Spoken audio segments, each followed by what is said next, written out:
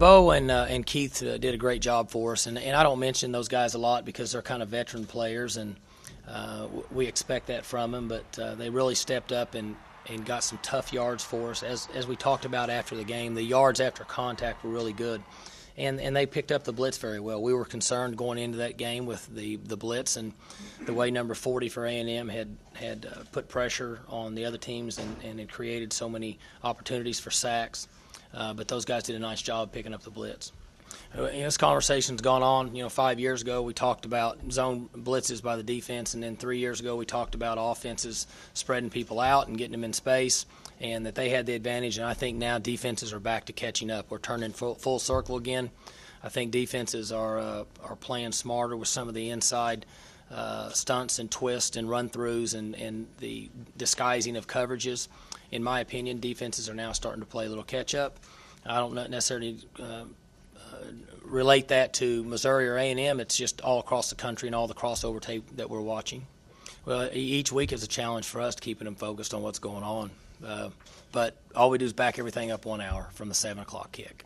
I mean, that's the only thing you can do. That discussion comes up all the time, and I think the easiest thing to do is say we carry on like we would any other week, and now we back it up 1 hour on Saturday. You describe Missouri offensively as a team that spreads it out. All of a sudden, that kind of fits you guys, doesn't it? Oh, I'm not sure. I hope so.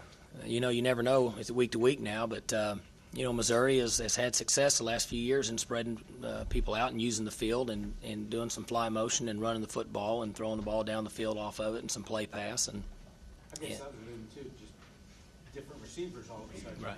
You're talking about our offense. Yeah, you guys were heavy Jazz, and now you've got a number of guys over the weekend. We've got a number of guys that have stepped up and made some plays, and they've made some catches at crucial times, and they're a long ways from arriving. I mean, they've got a long way ahead of them, a lot of work to do, but we're very encouraged with their effort.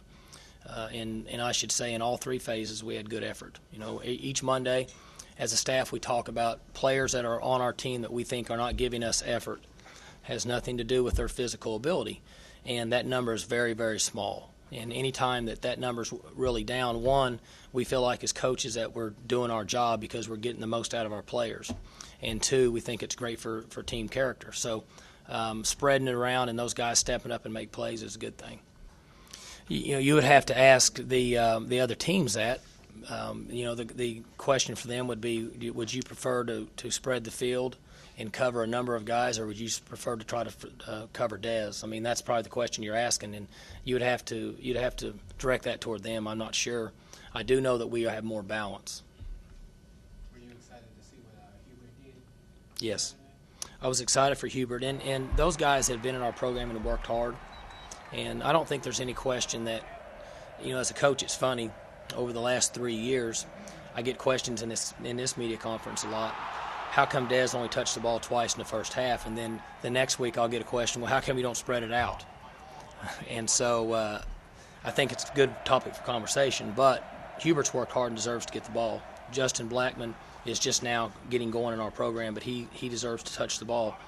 Josh Cooper is a guy that's been here and has had a chance to make some plays and has stepped up for us. Tracy Moore's just now showing up as a freshman, and those guys, as I said earlier, they still got a ways to go, but I'm glad that they can get involved and make some plays. Again, that's just our opinion that defenses are catching up a little bit. Other people may feel differently,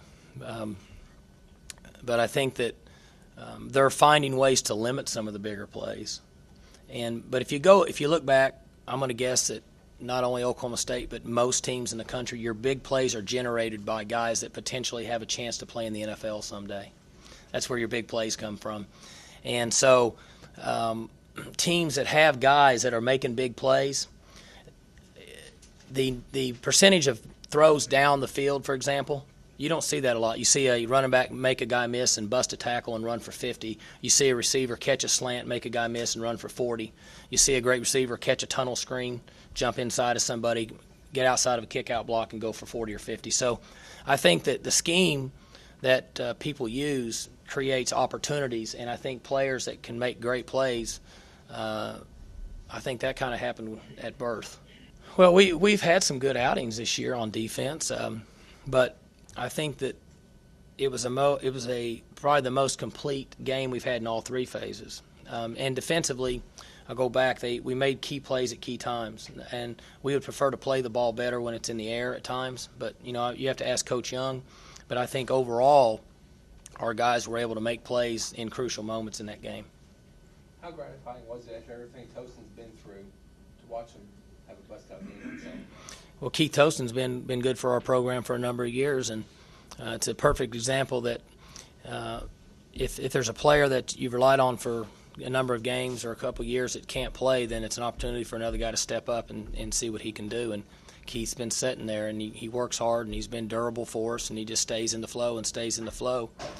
And it's nice to have a mature player that you can count on to make big plays. And at times when you have to have a guy that's got some experience to step up. I think there's some truth to that. I think the older players will help to keep those guys intact. There's no question they're excited about a road victory. And A&M is not an easy place to play. And when they went down there, they were excited. But when you watch tape of Missouri, you'll get down to earth real quick. I mean, they're a defense that's going to come and hit you in the face, and they play hard, and then offensively they have the capability of scoring some points. So that helps. I think it's probably one of the biggest wins for this era that we've had in a while, Dave, because there's no question, and I think everybody out there would agree that the program's come along and we've played better, but we hadn't had really that milestone victory that people talk about. Whether that helps your team or helps your program or helps the attitude in with the Oklahoma State people, I don't know. I would say that most people like to see those kind of victories, so I would say it was a big win from that standpoint. And I thought that at that time for our defense to play as well as they did in Missouri was big. We'll find out. You would think that would carry over into practice during the week, and the players would feel good about themselves. They're going to show up here tonight and watch tape and correct mistakes, and then we show them some good plays and continue to instill confidence and hard work and effort and everything that we think is important in this football program. And there has to be some confidence that's developed in a 93-yard drive and converting 3 third and longs, maybe somewhere in that area. Well, I'd like to think that the players being resilient. We talk about that a lot. I'm not sure everybody buys into it. That factors in, but I'm proud of the assistant coaches on this staff for being able to absorb information, whether it's good or bad, and say, well, that's not something we're going to change. All we can do is worry about who's going to practice today and what plays can we run or what defense can we execute in order to give us a chance to win on Saturday, no matter who plays in the game, because it's not going to change. You hear that all the time, but that's so true in our profession that you can't change what's happened. It's unfortunate that players get hurt. Nobody suffers more when a player gets injured than we do as coaches, particularly myself. It's hard to swallow when a player gets hurt because they've paid the price and now it's taken away from them. And then other incidents that happen, it's important that we stay firm in the structure and the discipline in our program. And if we have incidents where guys get out of line, if we can't bring them back in and they're not falling in line, then they won't make it here. And we hope in the long run we generate good people that graduate from college and go out there in the real world and they're successful. And while they're here, they're competing and trying to play championship football along the way. That's really our plan. And so that's the formula we believe in, and that's one we're going to stick with. You'd much rather have it be a veteran player than a first-year guy. There's no question. But he'll have a tough time here for a few days. As I said, he's comes from a close family, and they're right down the road here from him, and so they were like a family away from home for him the last few years. So he'll be able to take as much time as he needs, and we have complete faith that while he's spending time with his family, that he'll be preparing and be ready to play in the game when we ask him to. Now, Keith's a funny guy. It's got a great personality, and would probably do real well in the world just tricking people because of his demeanor and his composure and his personality and his smile. But he was really excited about the opportunity to compete in this game.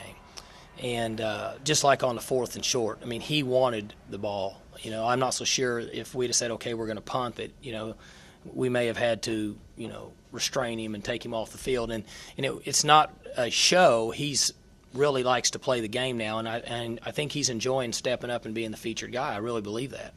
And he and Bo have a great relationship and they work well together. We need to get Bo on the field more. We really do, because we have faith in Bo as a receiver, a blocker, and a runner. Yeah, he gets a little soft on Mondays too. That's because he doesn't want to run the 12-100s. That's the truth. He's been known to do that. No, he's going to run, but he'll act like he doesn't want to run, and Coach Gillespie will chew on him, and he'll get out there and run. But he's been famous for that for a number of years. And justifiably so. Nobody in here would want to run 12-100s either.